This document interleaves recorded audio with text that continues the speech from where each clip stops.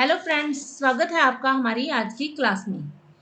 जैसा कि आप जानते ही हैं कि हमारा मध्यकालीन इतिहास का मुगल साम्राज्य का टॉपिक चल रहा था, जिसमें कि हमने सभी टॉपिक कंप्लीट कर लिए थे। केवल उत्तर मुगल काल के एमसीक्यूज रहते थे, जिससे कि आज हम कवर करने वाले हैं।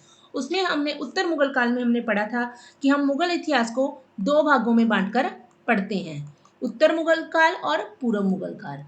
पूर्व मुगल काल और दूसरा था उत्तर मुगल काल। पूर्व मुगल काल हमने पहले कर लिया था, अब हमने पिछली वीडियो में उत्तर मुगल काल किया था। इसमें क्या था, पूर्व मुगल काल में हमने बाबर, हुमायूं, अकबर, औरंगजेब, जहांगीर, शाहजहां के बारे में कंप्लीट कर लिया था, जो कि 1526 से लेकर 1707 ईस्वी तक जिन्होंने शासन किया था। और इनके शासन में मुगल साम्राज्य था वो विस्तृत और समृद्ध बन गया था एक तरह से। और उत्तर मुगल काल 1707 ईस्वी से लेकर, जो कि औरंगजेब की मृत्यु के बाद से शुरू होता है और 1857 ईस्वी तक चलता है। और आज हम उसी से रिलेटेड एमसीक्यूज कर रहे हैं। तो चलिए शुरू करते हैं हमारे पहले क्वेश्चन को। पानीपत का तृतीय युद्ध 1761 ईस्वी में किन किन के बीच हुआ था? इसके ऑप्शंस देखते हैं। मराठा और जहांदार शाह, मोहम्मद शाह और नादिर शाह, मराठा और अहमद शाह अब्दाली, अहमद शाह अब्दाली और जहांदार शाह। तो पानीपत का जो तृतीय युद्ध था वो हुआ था मराठा और अहमद शाह अब्दाली के बीच में। और पानीपत का प्रथम युद्ध देखते हैं वो किसके बीच हुआ था। वो हुआ था, कब हुआ था पहले तो वो 21 अप्रैल 1526 ईस्वी में हुआ था। दिल्ली के सुल्तान इब्राहिम लोदी और बाबर की सेनाओं में हुआ था, और इसमें बाबर की जीत हुई थी। अब करते हैं पानीपत का द्वितीय युद्ध। ये कब हुआ था?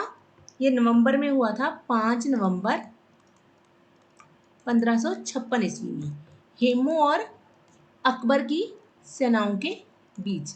इसमें अकबर की ओर से सेना का नेतृत्व उसके सेनापति बैरम खान ने किया था, और इसमें अकबर की जीत हुई थी। हमारा अगला क्वेश्चन देख लेते हैं। भारत में मुगल वंश के अंतिम शासक कौन थे? बहादुर शाह जफर, जहांदार शाह, आलमगीर द्वितीय या फिर बहादुर शाह प्रथम। तो भारत में मुगल वंश के अंतिम शासक थे बहादुर शाह जफर, और उनका नाम, पूरा नाम पहले था बहादुर शाह द्वितीय। क्या नाम था? बहादुर शाह द्वितीय। वो जफर उपनाम से शायरी लिखा करते थे, इसीलिए उनका नाम बहादुर शाह जफर पड़ जाता है बाद में। हमारा अगला क्वेश्चन देख लेते हैं। भारत में चारबाग शैली के संस्थापक कौन थे? मराठा, राजपूत, अंग्रेज या फिर मुगल? तो चारबाग शैली के संस्थापक थे मुगल। हमारा अगला क्वेश्चन है, तखत ए ताउद, जिसे मयूर सिंहासन कहते हैं, पर बैठने वाला अंतिम शासक कौन था? शाहजहां, अकबर, जहांगीर या फिर मोहम्मद शाह? तो इसका सही उत्तर है, अंतिम शासक कौन था? मोहम्मद शाह। क्योंकि मोहम्मद शाह के समय में वो नादिर शाह है जो इस को लूट कर ले जाता है, तख्ते ताउद को। और जो इस पे बैठने वाला पहला शासक था वो था शाहजहां। हमारा अगला क्वेश्चन है, ब्लैक होल ट्रेजेडी, काल कोठरी की त्रासदी किसके काल में हुई थी? शाह आलम द्वितीय, आलमगीर द्वितीय, बहादुर शाह जफर या फिर औरंगजेब? तो यह किसके काल में हुई थी? आलमगीर द्वितीय के काल में हुई थी। इसमें क्या होता है कि एक छोटा सा कमरा होता है जिसमें कि उस कुछ अंग्रेजों को, उसमें औरतें भी शामिल थी और पुरुष और बच्चे भी शामिल थे। लगभग शायद 146 लोग थे ये। इनको एक काल कोठरी में रात को बंद कर दिया जाता है। जब सुबह उठकर उस काल कोठरी को खोला जाता है तो उसमें से केवल 23 लोग ही जीवित बचते हैं। हमारा अगला क्वेश्चन है, निम्नलिखित में से किस मुगल सम्राट ने अंग्रेजों को बंगाल में शुल्क मुक्त व्यापार करने की सुविधा प्रदान की थी? मोहम्मद शाह ने, बहादुर शाह ने, बहादुर शाह प्रथम ने या फिर फारूक शेर ने? तो यह किसने प्रदान की थी अंग्रेजों को बंगाल में शुल्क मुक्त व्यापार करने की सुविधा? यह फारूक शेर ने प्रदान की थी। हमारा अगला क्वेश्चन देख लेते हैं।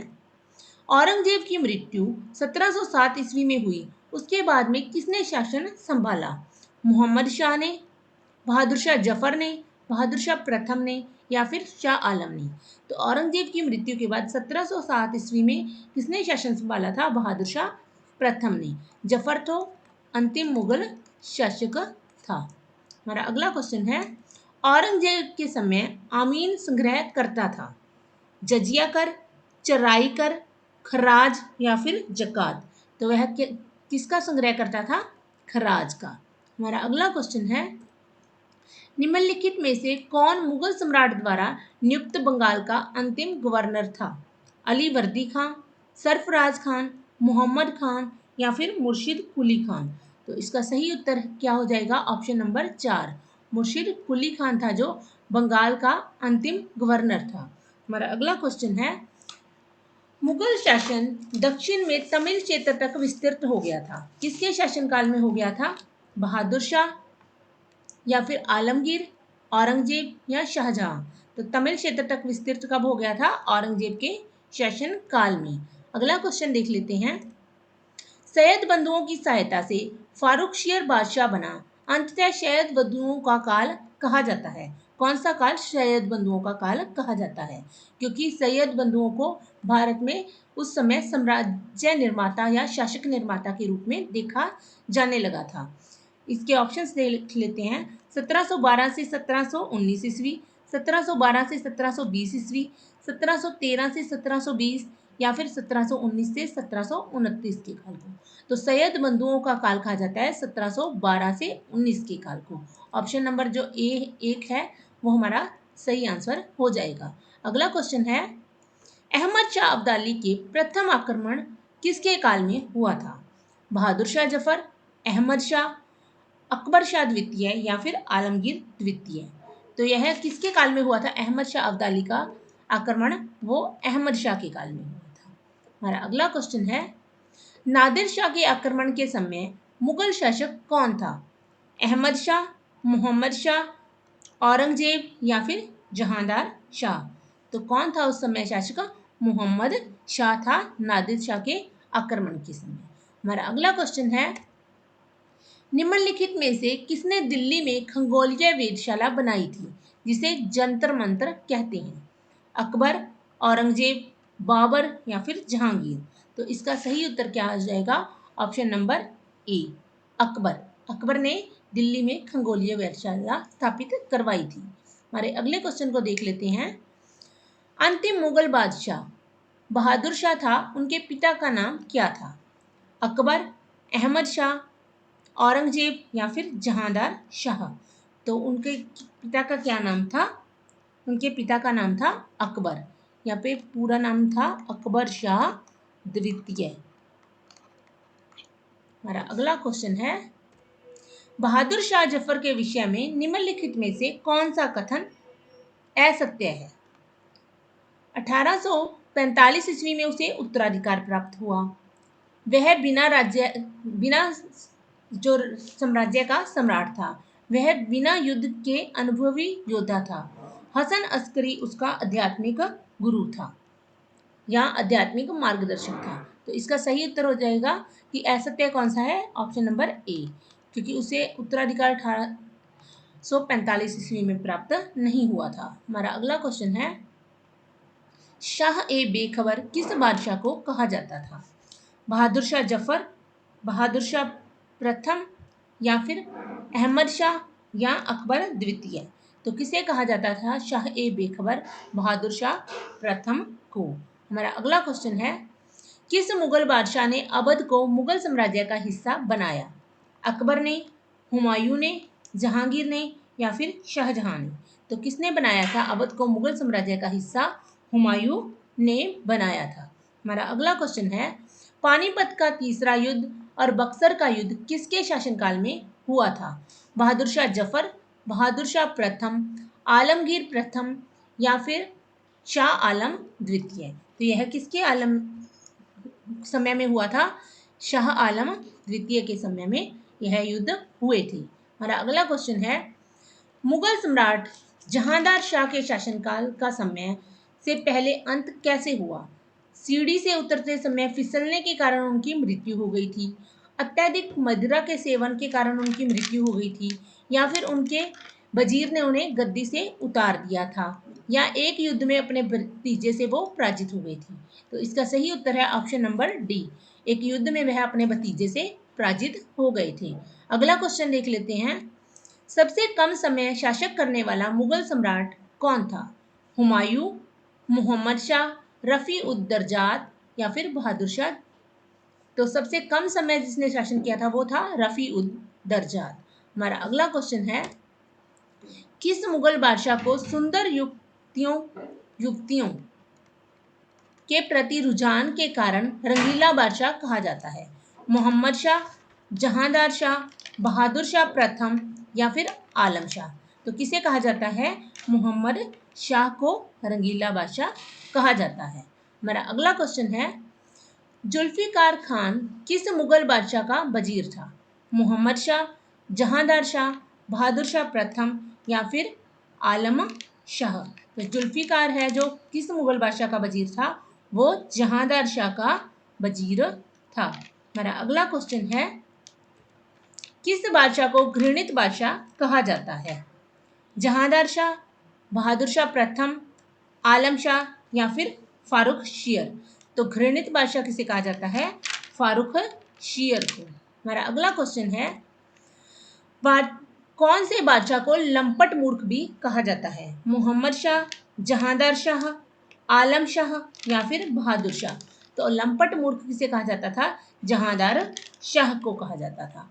हमारा अगला क्वेश्चन देख लेते हैं, किस मुगल बादशाह के शासनकाल में भारत से जजिया कर अंतिम रूप से समाप्त कर दिया था? फारूक शीर, मोहम्मद शाह, बहादुर शाह प्रथम या फिर जहांदार शाह? तो यह किस काल में समाप्त कर दिया गया था? मोहम्मद शाह रंगीला के शासनकाल में खत्म कर दिया गया था भारत में से जजिया कर। हमारा अगला क्वेश्चन है, किसके शासनकाल में हिजड़े और महिलाओं के एक वर्ग का प्रमुख कब था का प्रभुत्व था? मतलब मोहम्मद शाह, आलमगीर, अहमद शाह या फिर शाह आलम द्वितीय? तो हिजड़ों का प्रभुत्व कब था उसके शासनकाल में? तो वो था अहमद शाह के काल में। यहाँ पे आएगा प्रभुत्व। हमारा अगला क्वेश्चन है, अली गौहर किसका नाम था? शाह आलम द्वितीय, बहादुर शाह जफर या फिर बहादुर शाह प्रथम या अहमद शाह? तो किसका था अली गौहर नाम? शाह आलम द्वितीय का। हमारा अगला क्वेश्चन है, किस मुगल शासक को अंग्रेजों ने पकड़कर रंगून भेज दिया था? शाह आलम द्वितीय, बहादुर शाह जफर, बहादुर शाह प्रथम या फिर अहमद शाह?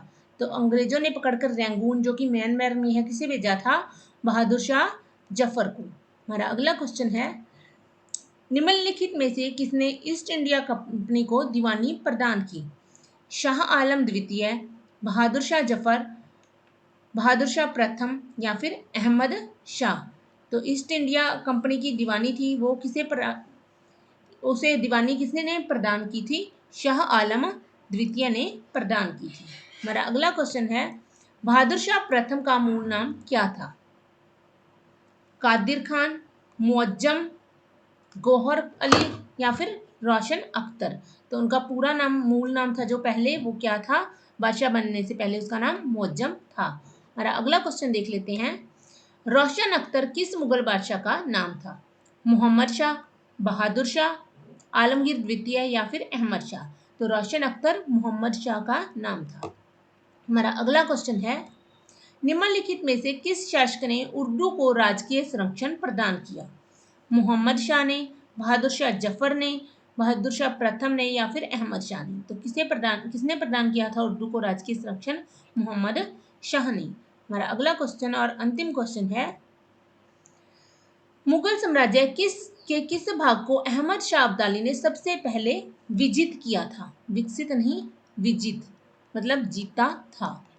पंजाब, आगरा, दिल्ली, फतेहपुर सिकरी? तो सबसे पहले किसने जीता था? उसने पंजाब को सबसे पहले उसने जीत लिया था। हाँ तो फ्रेंड्स, आज हमने उत्तर मुगल काल के जो एमसीक्यूज हमारे रहते थे उनको हमने कवर कर लिया है। इसी के साथ हमारा मुगल साम्राज्य का टॉपिक है वो पूर्ण रूप से कंप्लीट हो गया है। अगर आपने इस टॉपिक को पहले नहीं देखा है तो आप हमारे चैनल की प्लेलिस्ट में जाकर मध्यकालीन भारत की प्लेलिस्ट खोलकर उसमें जाकर ये वीडियोस देख सकते हैं। हम आगे हमारा अपना न्यू टॉपिक स्टार्ट करेंगे आने वाली वीडियो में, जो कि भक्ति काल से रिलेटेड है।